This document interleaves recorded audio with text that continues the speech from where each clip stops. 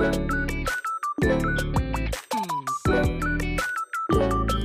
ayun, doon ko na hiwain yung patatas at carrots. Hindi ko na video kanina yung paghiwa ko ng patatas, pero na-video ko naman yung paghiwa ko ng carrots. So, magkano nga ba yung bili ko dito? So, yung carrots is 33 pesos and yung patatas is 20 pesos. So, look nyo naman, babe. Ang dami naman. Hindi ko nalugi. Sobrang dami niya. So, nagpakamura dito sa palengke namin. So, ang next naman natin is yung pork. Ang bili ko sa pork ay 100 pesos. Yan, ganyan na nakarami. See, marami na siya. So, ang gagawin ko is huhugasan ko muna. So, ganyan na dumi yung lababo namin. So, ipopost ko muna. So, ayun na nga. So, habang binababad ko ito yung carrots tsaka yung patatas, nilinisan ko muna itong karnahan na bili ko. Actually, hindi mo na siya kailangan sobrang linisan. Pero dahil gusto ko nang malinis, nilinisan ko siya ng water. Yan. Ito na siya mga be. Sobrang dami. 100 pesos lang to. Nilinisan lang natin siya. Para super safe kasi galing siya ng palengke. So, maraming alikabok, maraming dumi. Hindi naman siya katulad ng supermarket na malinis, diba? Linis naman, pero syempre dahil sa mga alikabok, kailangan din natin siyang linisan. Dalawang beses ko siyang nililinis. So, after nito mga be, after kong hugas ng karne, naghihiwa naman ako ng sibuyas tsaka bawang. Hinuhuli ko talaga siya kasi feeling ko kasi mas madali and mas convenient para sa akin.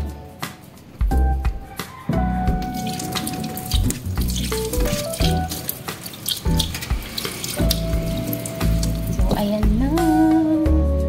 So, itong meal na to is para sa amin tong apat. Sa akin, sa bunso namin, kay ate, tsaka yung sa bunso namin, kapatid na lalaki. So, apat kami sa giniling recipe na to. So, yan na nga mga be. Ito na nga yung sibuyas at tsaka yung bawang. So, hindi ko kayo mabibigyan ng full costing ng giniling kasi ito, meron na talaga nito sa bahay namin. At tsaka itong bawang. Pero kung sa carrots, tsaka yung patatas, like what I said earlier, yung carrots is 32 pesos and yung patatas is 20 pesos. Yung karne is 100 pesos. Okay, so let's cut this onion and garlic.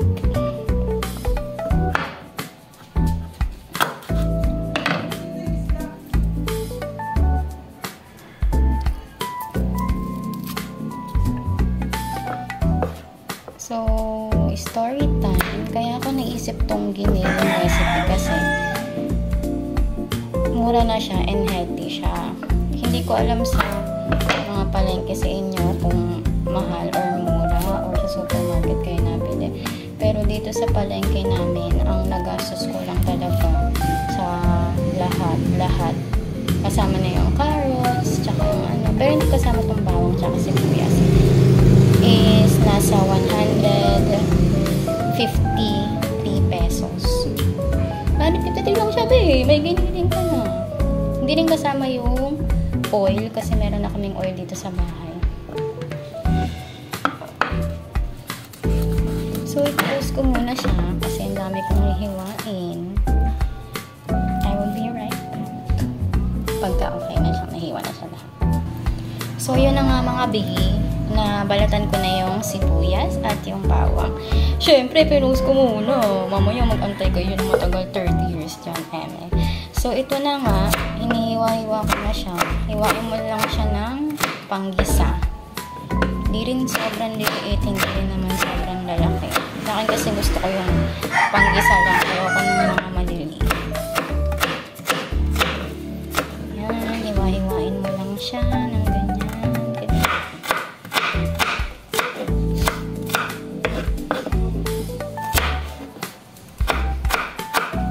Iyak, be, oh.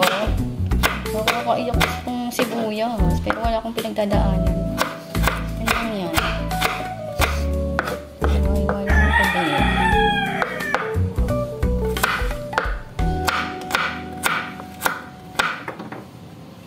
Nakakaiyak ba din? Kaya naiyak na ako eh. Kaya mo yung sibuyas tsaka yung bawang. Gabi, maingay talaga dito sa amin. Ayun lang talagang malaman mo dito, maingay. Pero sobrang convenient mo ng palengke dito dahil sobrang mura. So, ayan mga bi, nahiwa ko na nga siya lahat. Ay, nakakaiyak. Nahiwa ko na siya lahat. So, ang next naman is magluluto na tayo. So, i-stop ko na itong video na to para tumulong tayo sa kusina. Let's go! Hi! So, yan mga bi, magluluto na tayo ng kiniling. Ito na. Yan, pinapainit ko muna yung kawali bago natin lutuin. Lagyan na naman siya kanina. So, ito yung sinasabi ko sa inyo mga be. Ito, yung oil na to, andito na talaga to. Hindi na ako bumili. At syempre, yung mga asin, yung mga pampalasa, like yung toyo, yung paminta. Dito na lang din yan sa bahay. Hindi na ako bumili.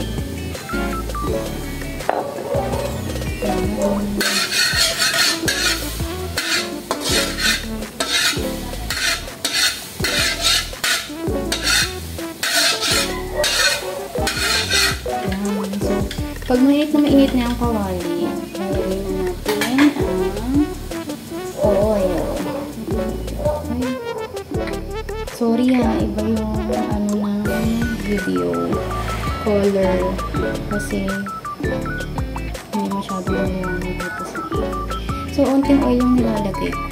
Mga 1 tablespoon. Sobrang na oil. Nalagay na natin yung karne. Ayan, karne.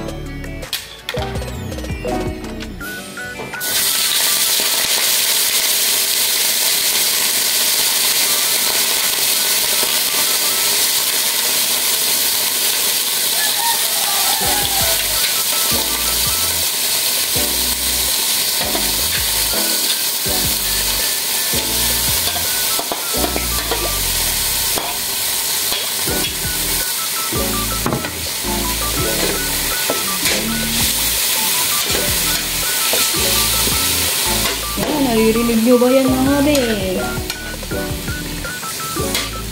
Paglagay ko ng karne, nilalagyan ko na siya ng asin saka ng paminta. Hindi ko alam kung paano ko magluto ng iniling, pero ganun ako be. Yung asin, natin ang siguro mga 1 teaspoon din. Mga 1 teaspoon. Ganun. Tansyameter lang tayo dito ba eh. Hindi ko alam kung paano kayo magluto ng giniling pero ako tinatansya-tansya ko lang yan. Yan, ang paminta. Kunti naman. Nalagyan ko naman siya para may aroma na siya.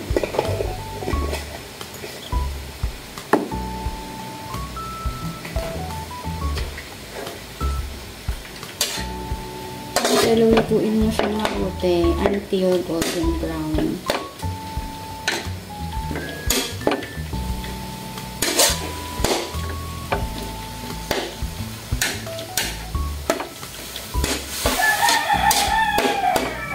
Then, ito mga bay, ilalaga natin to. Kasi yung tinuro sa akin ng partner ko na kailangan ilaga mo na yung patatas saka yung carrots pag magluluto ka. Para mas madali siyang maluto. So, baka ng kaserola, lalagyan ko ng tubig din ilalaga ko.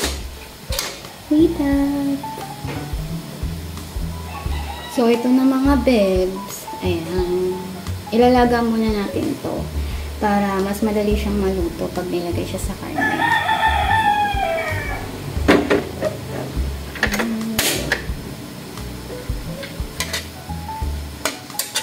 Inaantay ko pa tong karne mag-golden brown.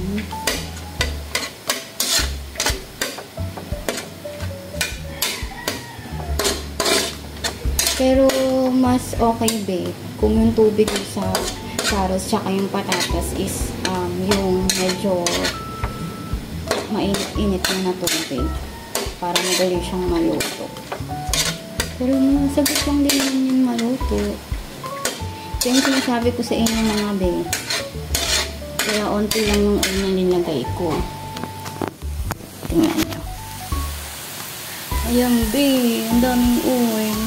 Tingnan nyo. Kita nyo ba? Kung di nyo kita, edi kasalanan nyo na yun. Ayan. So, ayan mga babe. Madami na kasi siyang oil. Kaya onti lang oil nilagay ko. After nyan, ilalagay ko na yung sibuyas sa kayang bawang. Hindi lang naman siya lutuin din. Hindi naman siya sobrang hirap lutuin.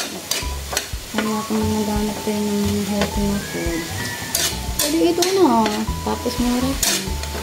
Tsaka patok din siya sa mga kids, sa bunso namin. Lalo na kung picky eater, hindi masyadong mahilig sa vegetables. Eh, bunso kasi namin minsan ang alam na ng vegetable carrots sa kapatata. Saka na po.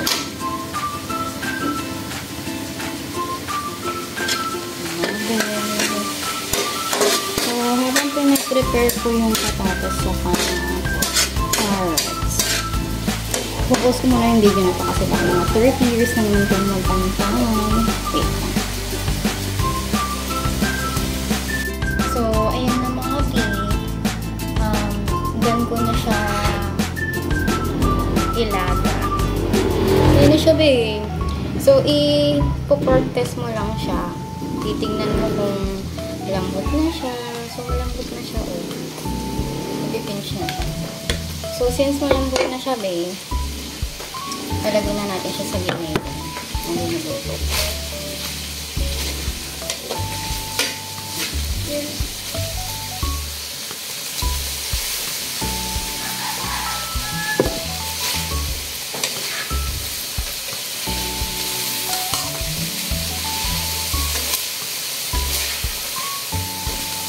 Tapos, babe, lalagyan natin siya ng onting water. Hindi siya dumito.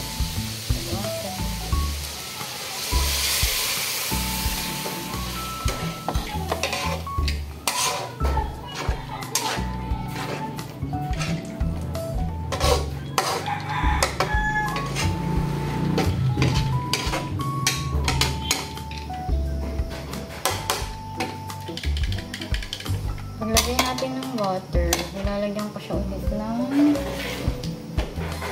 asin. Tulagay mga 1 tablespoon ng asin. Depende kung gaano kayo karami nilagay ng asin. Hindi naman ako sobrang marami nilagay. Kurot-kurot lang.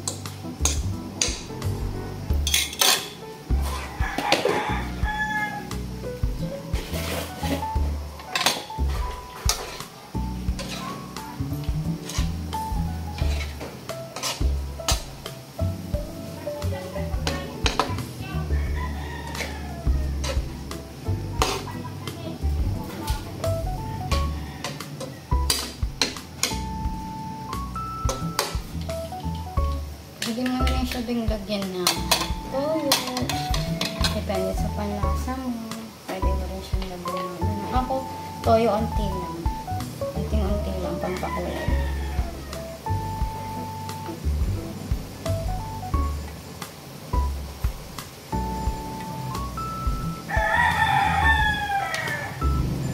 Unti lang yung bing. Maliit ko yung butas ng toyo. Kaya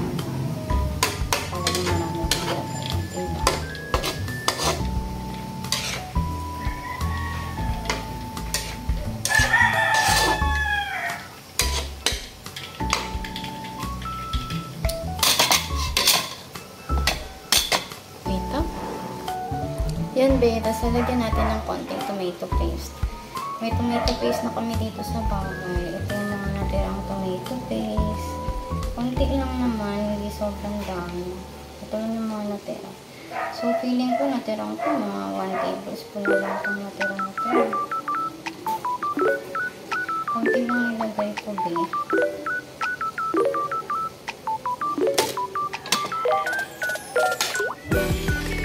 Magkalasa lang yung giniling.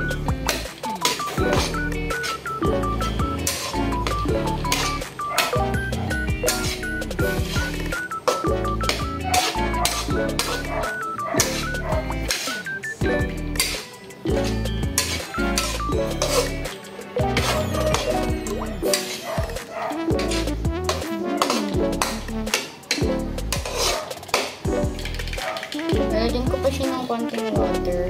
Sige, kulang pa siya.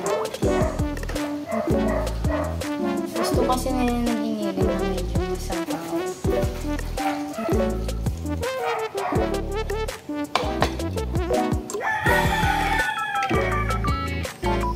Gumawa ako ng charala. Taste test tayo. Okay na ba?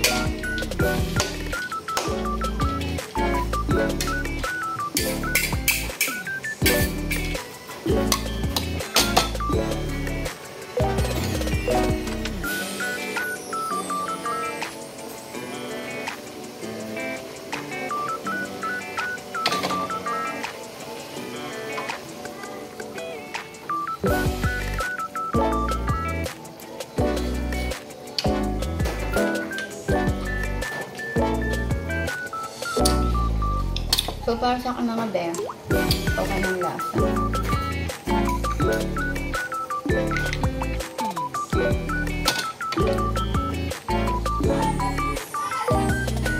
Taste test!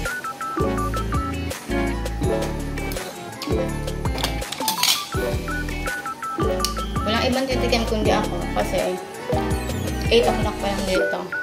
Tulog pa sila. Yung ate ko kasi galing trabaho, and yung mama at papa ko may lang pumunta sa Assumption para mag-maintenance ng mga plants. So, let's sit for another 1 to 2 minutes.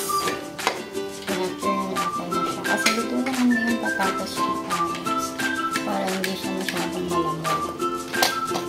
So, ayan na mga be, luto na yung giniling. So, simple giniling lang to kasi hindi naman ako naglalagay ng tomato sauce. Diba yung iba naglalagay ng tomato sauce? So, this is my version of giniling. Ayan, be. Oh. 153 pesos lang yan. 153 lang nagastos ko sa palengke. Pero kung meron na kayong sibuyas bawang sa bahay, yun nga, 153 lang yung magagastos nyo. Ayun, kita nyo naman. Sarap. Dami kaayo. So, yun na nga mga bi. Done na ako magluto. So, ito na yung pagkain ko ngayon. Half cup ng kanin. Then, may giniling. Tsaka yung itlog na niluto namin kanina. So, yun na. Let's eat!